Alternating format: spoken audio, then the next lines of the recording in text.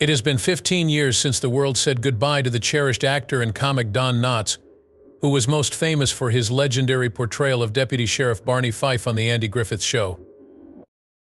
One of the most adored people in the business, the late great comedian will live on in indelible memory. His high-pitched voice and unique personality will be remembered by many. Although Knotts was famous all over, he kept his private life under wraps. Karen Knotts, Don's daughter, has shocked many fans with some shocking facts regarding her father's career. In this surprising revelation about the legendary Hollywood star, we invite you to join us. American actor and comedian Jesse Donald Knotts passed away in 2017. He became famous after winning 5 Emmys for his portrayal as Deputy Sheriff Barney Fife on the 1960s sitcom The Andy Griffith Show. He was also a regular cast member from 1979 to 1984 as Ralph Furley on the hit sitcom Three's Company. Among Knotts' many humorous film roles are 1964's The Incredible Mr. Limpet and 1966's The Ghost and Mr. Chicken. On TV Guide's list of the 50 greatest TV stars of all time in 2004, he was listed number 27. The son of William Jesse Knotts and Elsie Luzetta Knotts, Don Knotts came into this world in Morgantown, West Virginia, on July 21, 1924. He rose from obscurity to become a beloved comedy actor in the United States. Knotts, the middle child of 4 siblings, endured a difficult upbringing due to his father's mental instability and the Great Depression. But in spite of all this, Knotts discovered inspiration and comfort in comedy, which he used to deal with his problems and bring joy to his loved ones. A farmer was Knotts' father, but he lost his property and had a psychological collapse. He passed away at Knotts' age of 13, having struggled with alcoholism and insanity. After that, Knotts' mother, who was a boarding house owner in Morgantown, took care of him and his 3 siblings. Knott began playing in school plays and other community events at an early age, which sparked a lifelong interest for the stage. During his time in high school, he established a reputation for himself as a talented comedian, drawing laughter from his impersonations and other hilarious antics. After finishing high school, Knott attended West Virginia University for a semester before joining the Army and providing entertainment to troops in a special services unit during WWII. A graduate of West Virginia University with a degree in education, Knott returned to school after serving in the military. Nevertheless, he was determined to make a living in the entertainment industry. After graduating from college in 1948, Don Knotts traveled to New York, where he rapidly became a regular on various television and radio programs. No Time for Sergeants, a smash comedy that debuted on Broadway in 1955, was his first production with Andy Griffith. Corporal John Brown, an anxious and nervous Air Force psychiatrist, was played by Knott in the film. His career as a humorous actor took off thanks to his critically acclaimed performance. Comedic in tone, the picture follows Andy Griffith's character, a country bumpkin, as he has a run-of-the-mill military experience. After playing at numerous settings, Knotts earned his big break on television in the 1953 to 1955 soap drama Search for Tomorrow. In 1956, he became famous after joining The Steve Allen Show, where his physical comedy skills and eccentric personas catapulted him to stardom. The part was a watershed moment in Knotts' career, which would go on to make him a legend in American television and a household name. Playing the awkward yet endearing Deputy Barney Fife on The Andy Griffith Show in 1960 was the part that would shape Knotts' career. On the phone with his buddy, Knotts brought up the fact that every sheriff requires a good deputy, but that a less-than-stellar deputy may really be funnier, in response to news that a sitcom starring Griffith as a small-town sheriff was in the works. Deputy Fife was shown by Knotts as an obnoxious and clumsy protagonist who obviously wasn't suited for a career in law enforcement. Like in No Time for Sergeants, Griffith was originally supposed to play the primary comedy role, while Knott was supposed to play the straight man. The show's comedic value, however, was immediately apparent when the roles were switched around. The sheriff's regard for Fife told viewers that the deputy was more than just a complete moron, and his delirious behavior made the easygoing Griffith look smarter. A household name in the United States, his performance as Barney garnered him 5 Emmys for Best Supporting Actor in a Television Comedy and endeared him to audiences everywhere. Knott's chemistry with Andy Griffith and his exceptional comedic timing turned Barney Fife become an iconic character, and his catchphrases and antics remain famous to this day. Although production had begun, Knotts had already begun to plan for Andy Griffith's departure after the 5th season, leading him to pursue other options. Universal Studios offered him a 5-film agreement, which he duly accepted. When Griffith chose to renew the series, Knott admitted in his memoirs that he hadn't formally signed the arrangement. Nevertheless, he was already adamant about moving on, certain that he would never have another opportunity. Departure of Knotts occurred in 1965.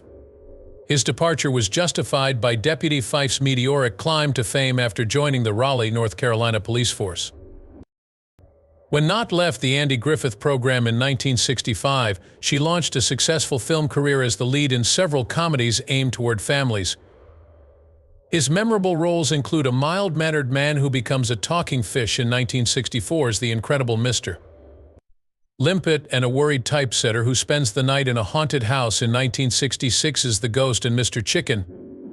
The comedic genius that is Knott was further cemented by these films, which featured his own style of comedy. Knotts performed Barney Fife over and again during the 60s. For his 5 appearances as a guest on Andy Griffith's show, he received 2 more Emmys. Thereafter, he made a cameo appearance on the Mayberry RFD spinoff as Andy Taylor's best man at the wedding of his longtime sweetheart Helen Crump. He kept working steadily. While never appearing in a series that went on to achieve great success, for the most part of the 60s and 70s, Knotts was the face of Dodge trucks, appearing in a slew of newspaper commercials and dealer brochures. He continued his television career in the fall of 1970 as host of The Don Knotts Show, a hybrid variety show that ran on NBC on Tuesdays. But viewers didn't take notice, and the show didn't last long. And the variety show style made Knotts feel uneasy. His cameo appearances on series like Here's Lucy and The Bill Cosby Show were also common. In the 1972 new Scooby-Doo film, The Spooky Fog of Juneberry, Knotts voiced an animated version of himself playing a lawman who looked like Barney Fife, and in the other episode, Guess Who's Not Coming to Dinner, he voiced himself. He shared the stage with Art Carney in the role of Oscar Madison in a stage adaptation of Neil Simon's The Odd Couple. And he went on tour in Neil Simon's comedy Last of the Red Hot Lovers. Starting in 1975, Knotts teamed up with Tim Conway for a string of kid-friendly comedy flicks. Its sequel, The Apple Dumpling Gang, rides again, and the original Disney picture. The Apple Dumpling Gang were among these. The Prize Fighter, a boxing comedy, and The Private Eyes, a mystery comedy, were 2 of their independent films. In addition to Gus and No Deposit, No Return, Knott has co-starred in a number of other Disney features. After a scorching lead and some chilly feet, Herbie heads to Monte Carlo. Don Knotts got back to his TV origins in 1979 with the part of the eccentric, easygoing landlord, Mr. Furley, in the contentious comedy Three's Company, which ran until 1984. In addition to adding another legendary role to his stellar record, his work on the show brought him new fans from a younger generation. Knotts was a member of the Andy Griffith Show's ensemble in 1986's Return to Mayberry, a smash hit TV movie special that featured Griffith, Howard, and Knotts. He played lead character Bud McPherson for the final 13 episodes of the 1987 first-run syndication comedy What a Country. Martin Rips and Joseph Sturecki, who were involved in the production of Three's Company before, produced it. From 1988 until 1992, Knotts co-starred with Griffith in a number of episodes of Griffith's courtroom drama Matlock, playing the role of a disruptive neighbor. Despite dealing with severe hypochondria and a degenerative eye ailment throughout his career, Knotts experienced a bit of a comeback in the late 1990s. He played an enigmatic TV set in the world of nostalgic 1950s TV in the highly praised 1998 film Pleasantville. On his birthday, now formally recognized as Don Knotts Day, his city of Morgantown, West Virginia, renamed South University Avenue to Don Knotts Boulevard in 1998. The street is now a tribute to the late actor and comedian. Also that day, the Monongalia County Sheriff's Department appointed Knotts as an honorary deputy sheriff in recognition of his work as Barney Fife. The Hollywood Walk of Fame bestowed a star upon Knotts in the year 2000. He kept performing on stage, but after the year 2000 he was mostly known for his voice acting roles in films and TV shows. In 2002, he made a cameo appearance in Scooby-Doo, Night of 100 Frights, a video game.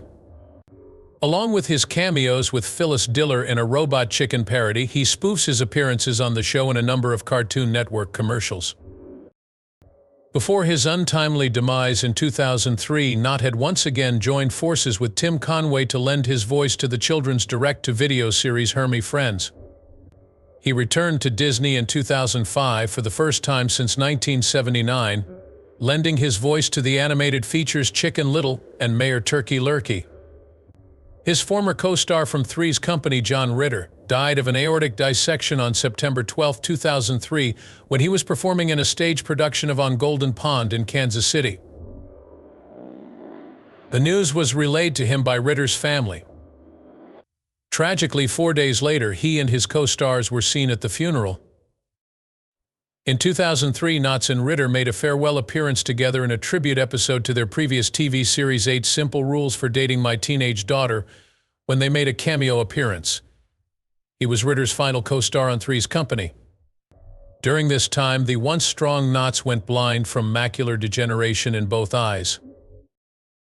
He rarely made live TV appearances. While performing a Paul Young variant in a Desperate Housewives routine at the 3rd Annual TV Land Awards in 2005, he imitated his Ralph Furley persona. In an episode of the sitcom That 70s Show called Stone Cold Crazy, he played the role of the landlord and ridiculed that part one last time. His final appearance on live-action television occurred in this episode. In 2006, for his last film appearance, he voiced Sniffer, a Sheriff's Patrol canine in Air Buddies, a direct-to-video sequel to Air Bud. Knott, who was often quiet and reclusive, wrote his autobiography, Barney Fife and Other Characters I Have Known, in 1999. The book, which Knott co-wrote with Robert Metz, is an honest and entertaining account of his life and career, beginning with his modest upbringing in West Virginia and ending with his meteoric climb to Hollywood prominence. Knott documents his life in show business and offers genuine anecdotes and introspective commentary in his autobiography. He discusses his childhood, his experiences with adversity and success, and his military service during WWII. This biography explores his career from his time on The Steve Allen Show to his breakthrough role as Andy Griffith's deputy Barney Fife. The story of Knott's career and personal evolution is told through Barney Fife and Other People I've Known. The delight he offered to audiences worldwide, his unwavering passion to his work, and his resilience are all highlighted. Don Knott's devotees. An intimate, an all-encompassing look at the life of a legendary American comedian whose impact on the entertainment industry will be remembered forever in this autobiography. 3 times Knott were wed. Catherine Metz was his first wife, and they were married in 1947. Thomas and Karen, the couple's children, were born into the world. The pair split in 1964 due to the pressure that Knott's demanding work and frequent travel caused on the marriage. Even though they were apart, Knott never stopped being close to his kids. The Knott family wed Laura Lee Chuchna in 1974.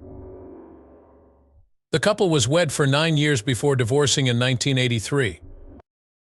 Frances Yarborough was married to Knott in 2002, and the couple stayed together till Yarborough passed away in 2006. As Knott's health deteriorated in his last years, Frances was there to comfort and care for him. An additional important factor in Knott's life was the friendships he had, especially with his co-stars. Significant among his significant relationships were those with Andy Griffith, with whom he co-starred on the Andy Griffith program. Beyond their on-screen connection, the two enjoyed a profound friendship. Griffith was very complimentary of Knott's, gushing over his friendliness and talent. Their friendship was palpable on and off set, and it continued until Knott's death. Tim Conway, with whom Knott worked on numerous films and TV shows, became a close friend of his. Their long-lasting friendship brought joy to their respective fan bases thanks to their hilarious chemistry and mutual respect. Anxiety and hypochondria were some of Knott's personal issues, despite his image as an upbeat and funny comedian. These problems, which started when he was a kid, never went away. Knotts turned his fears into funny content that people could relate to, and he frequently utilized comedy as a way to cope. Knotts' health deteriorated in his last years, and he fought lung cancer. His unwavering devotion to the entertainment industry shone through as he persisted in performing and making appearances despite his health problems. The 81-year-old Knotts passed away on February 24, 2006, at Los Angeles' Cedars-Sinai Medical Center. Causes: pneumonia and its respiratory and pulmonary consequences in patients with lung cancer. In the months leading up to his death, he received therapy at Cedars-Sinai Medical Center. However, he supposedly felt better after returning home. Los Angeles' Westwood Memorial Park was the site of his burial. According to Knotts' obituaries, he was a huge inspiration to numerous performers. A bronze plaque portraying numerous of his film and television appearances was installed on top of his grave in early 2011, replacing the plain granite tombstone that had been there before. Fans and fellow actors alike were captivated by Don Knotts' charisma, which extended beyond his personal life and into his professional roles. His enduring influence on the entertainment business was recognized in 2000 when he was awarded a star on the renowned Hollywood Walk of Fame. This fondness for Knott went beyond the glitter of Hollywood. The citizens of Morgantown, West Virginia, his hometown, were eager to honor their national hero. So they had the legendary comedian sculptured by artist Jamie Lester. Unveiled in 2016, the sculpture serves as a lasting tribute to the joy and laughter that Don Knotts offered to all people. Don Knotts' impact is felt in Hollywood and his hometown, despite the challenges he faced in his personal life. Karen Knotts, Don Knotts' daughter, took advantage of the opportunity to discuss her father's dying moments 15 years after his tragic death. His final days were filled with both happiness and sadness, she told Closer Weekly. Knotts persevered through his terrible condition with an unfaltering smile. Karen gave a moving account of how he brightened their lives even as he lay dying. But there was a split second that Karen came to regret. They had to leave the room because they were laughing so hard, she and her stepmother. After the fact, director Howard Storm admonished Karen for her departure, saying her dad would have loved to hear them laugh.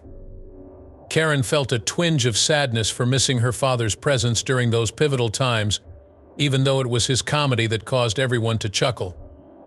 One of the last people to see him before he passed away was his lifelong buddy Andy Griffith. As Andy held Don Knotts' hand and said his goodbyes, he couldn't help but express his profound affection for him. Andy Griffith spoke movingly about his recollection of Knotts' dying moments. He recounted the moment I held his hand and confessed my love to him. I think he heard me since his breathing became more relaxed. The news of Knotts' lung cancer diagnosis was shocking, even though he had recently stopped smoking. The severity of Knotts' condition did not dampen his extraordinarily optimistic outlook. He was so sure he would beat the cancer and go on with his life as usual that he even decided not to tell his kids about his chemotherapy treatments. Finally, avoid dying as a result of lung cancer's consequences. According to news reports, he had to cancel a few appearances over his career due to health difficulties he had been fighting for a few years. There is still some uncertainty around his last year because the specifics of his health problems were not revealed. Those closest to Don Knotts reminisced about him after his passing. Looking back on their acquaintance, Andy Griffith praised Knotts for his modesty, humility, and quick wit. Knotts was merely characterized by Ron Howard, another co-worker, as one of the truly sweetest people. Those fortunate enough to have known him will never forget the impact that his genuine kindness, humble nature, and hilarious sense of humor made on their lives.